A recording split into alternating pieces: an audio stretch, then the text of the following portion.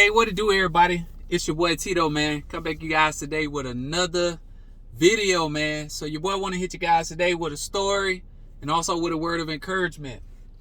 So I want to tell a little bit of story about when I got my very first vehicle, my 4th year in college. So I never really had a crazy, heavy need for a personal vehicle in college, for the simple fact I was a collegiate athlete. So many of my teammates who were on the team, whether it was getting ride to classes or to the stadium for practices or weightlifting or study hall, whatever that is, I pretty much had access to always find a ride or to get my way around the college town I went to school at. And so my buddy, because I lived off campus, my very best friend, he's from Mississippi, and he ended up transferring. So I remember having that need for a car at that point in time, because I was quite away from quite a ways away from campus, and at that point I just needed a car to come and go as I please. So I remember hitting my older brother Johnny up, who's 11 years older than me and always been somewhat of the father. Well, he has been the father figure in my life, but obviously he's not my father. He's my older brother. And he was willing to make a sacrifice to go ahead and purchase me my first vehicle. And so he went to the bank, got a loan. I think the car that we was looking at that I really ended up falling in love with was like I think it was like a 2001 Mercury Sable. And I mean, at this time, we're talking about, this is 2007. So the vehicle wasn't that old, had the AC, had everything, all the works of not only a first vehicle, but something that could carry me into my early adult life. And so I remember going to see the car, fell in love with the car. My brother, it fell into that price range that my brother had got approved for the loan to buy me the car. Everything went through good. And it became time for the dealership to provide the information to my brother's bank. The dealership wouldn't essentially like provide the information to the bank, so pretty much the loan couldn't go through.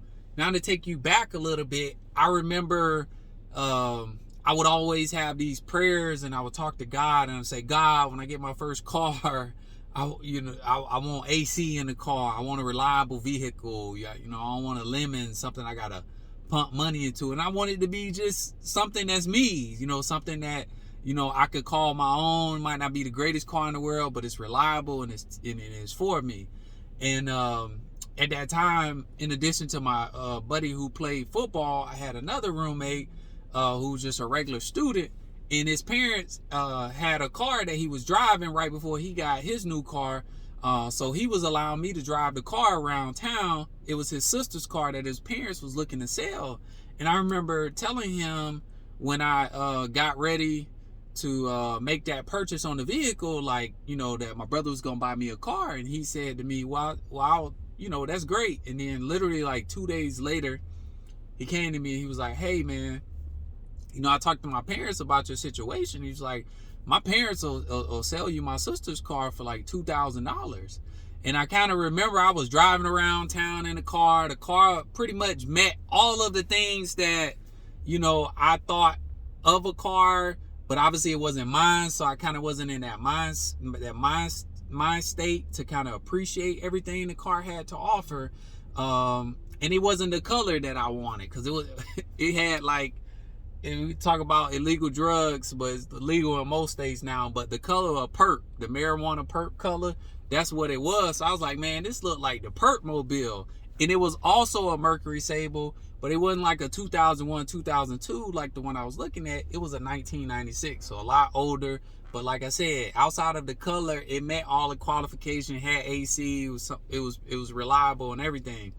But I didn't want that car, and I couldn't see it. Even though I was driving the car each and every day, I did not want that vehicle. And going back to the story, when it came time to purchase the vehicle, the dealership wouldn't provide the information the bank needed. So I don't know if it was a lemon car they got, maybe they fixed up, but whatever it is, the transaction fell through. And I remember kind of being upset at God and a little bit angry, like, man, God, this was the perfect vehicle that I wanted for my first car, and like why this didn't work out. And then I remember having that conversation and voicing my frustration to my brother. And then this is where, older age and also wisdom comes into play. And I was like, man, Sam's mom had said they sell me her sister car for $2,000. He was like, he almost cursed even as a Christian. He was like, you better hop on that or whatever. And then when he said that, and he gave me a couple other pointers just about what I had told him, and he gave me a different perspective, at that point in time, I was actually able to like get out of my emotions and frustration towards God. And I was able at that point in time, and I had been driving the vehicle for like a couple weeks, not like every day, but like if I needed to go somewhere, my roommate would pretty much allow me to utilize the vehicle. And then I was able to see like, dang, man, God, outside of the color, and it's a little bit older than I would ideally want, like this vehicle checks all the boxes. And then that ended up being my college vehicle, and I had it for a couple years into my adult life, and eventually, I sold it. Why the heck am I telling you a story, one might say, about my first vehicle? It's because you may be in a relationship, or you may be in a relationship financially, not necessarily with a person. You just may be at a point in your life right now where you desire, let's say this, you desire to be in a relationship with someone, and you have this checklist of all these things you want God to provide in that woman or that man, that you see yourself spending the rest of your life with till death do you part. And some of you guys out there are missing people who are directly in your life right now, because that person, that man, that woman is not dressed up and packaged in the exact manner, the exact style in which you want. But in the interior of that person, they possess everything that you are praying to God for, that you desire to have for in a spouse, in a husband, in a wife. But because they're not dressed up, they're not made up on the exterior, every last little check mark you got, you missing your blessing that's right there in your face. In my case, I was driving around in a blessing for weeks that God had wanted me to have, but because the other vehicle was more shinier, it was newer, it had a better drive to it, it had a better radio system to it than the one that I was driving around in, not knowing that that vehicle gave me every last thing that I had prayed for, and I hoped for, and I desired for in a new vehicle. And so right now in your life, some of you guys got to take the shades off.